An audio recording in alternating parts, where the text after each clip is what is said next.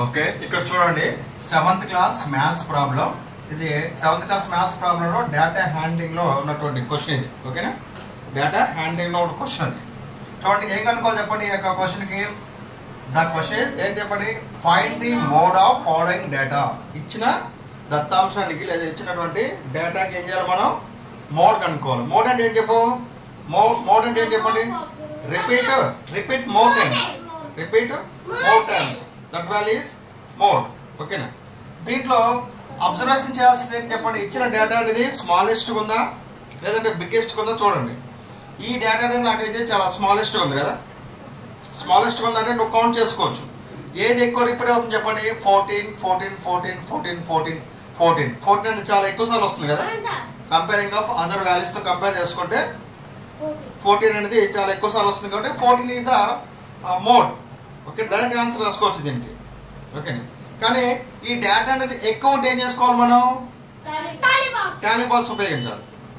అంటే డేటా ఎక్కువ ఉంటే టాలీ బాక్స్ ఉపయోగించాల్సిన పని ఉంది. నెక్స్ట్ తక్కువ ఉన్నా కానీ మనం టాలీ బాక్స్ ఉపయోగించుకోవచ్చు. తక్కువ ఉన్నా మనం టాలీ బాక్స్ ఉపయోగించుకోవచ్చు, మనం ఎక్కువ ఉన్నా టాలీ బాక్స్ ఉపయోగించుకోవచ్చు. ఓకేనా, ఇదే క్వశ్చన్ కూడా మనం ఏం చేద్దాం అంటే టాలీ బాక్స్ ఉపయోగించేద్దాం మోడల్. ఓకేనా, సొల్యూషన్ చూడండి. సొల్యూషన్ గివెన్ డేటా ఎంత, గివెన్ డేటా ఈజ్ 2, 14, 16, 12, 14, 14, 16, 14, 10, 14, 18, 14. ఇదేగా మనకి ఇచ్చిన డేటా. Is it correct? ఓకేనా, టేబుల్స్ రాద్దామా. టేబుల్ చెప్పండి. ఎక్స్ వాల్యూస్ దీంట్లో ఏంది 2 తీసుకుంటున్నాను. 2 తర్వాత వచ్చేది 10, 10 తర్వాత 12, తర్వాత 14, నెక్స్ట్ 16, తర్వాత 18 కదా. ఒకవేళ ఏదైనా నెంబర్ మిస్ అయిపోయినా అనుకోండి, అప్పుడు ఏం చేస్తారు మీరు, చివరి రాసుకోవచ్చు. ఇది కూడా ఆర్డర్ రాయాల్సిన అవసరం లేదు. ఇది కూడా ఆర్డర్లో రాయాల్సిన అవసరం లేదు. ఆర్డర్ రాసుకుంటే కొంచెం బెటర్గా ఉంటుంది. అర్థమైందే. ఒక నెంబర్ ఏదైనా ఒక 19 వచ్చింది అనుకుంది, అప్పుడు ఏదో ఒక బై మిస్టేక్ నెంబర్ 13 వచ్చింది అనుకుంది, అప్పుడు ఏం చేస్తారు, లాస్ట్కి వేసేసుకో 13.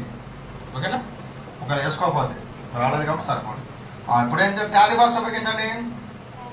టాలీ బాక్స్ ఇప్పుడు 2 ఫస్ట్ నెంబర్ ఏది చెప్పండి. 2 కట్ చేస్తున్నాను. ఇక్కడ వేసుకోవాలా బాక్స్. ఓకే, నెక్స్ట్ 14 బాక్స్ తీసుకుంటారా ముందుగా మీరు చెప్పండి.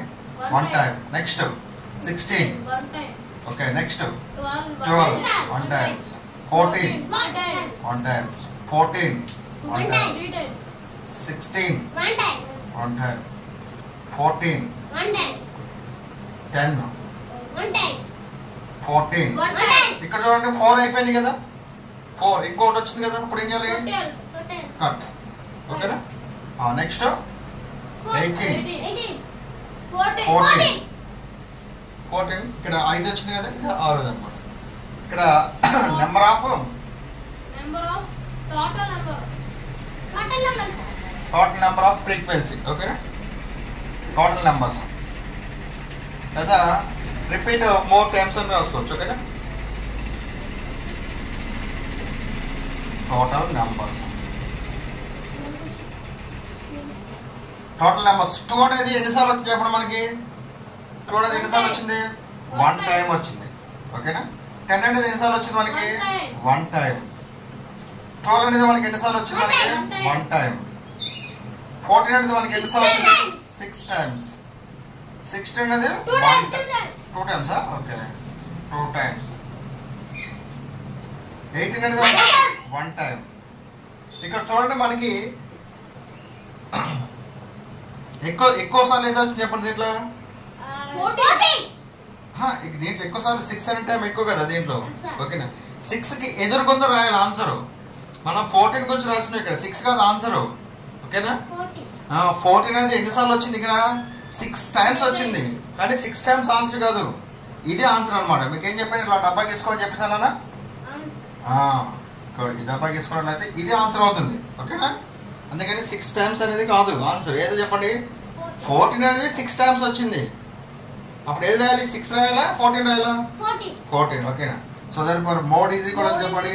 Mode is equal to 14 bracket లో రిపీట్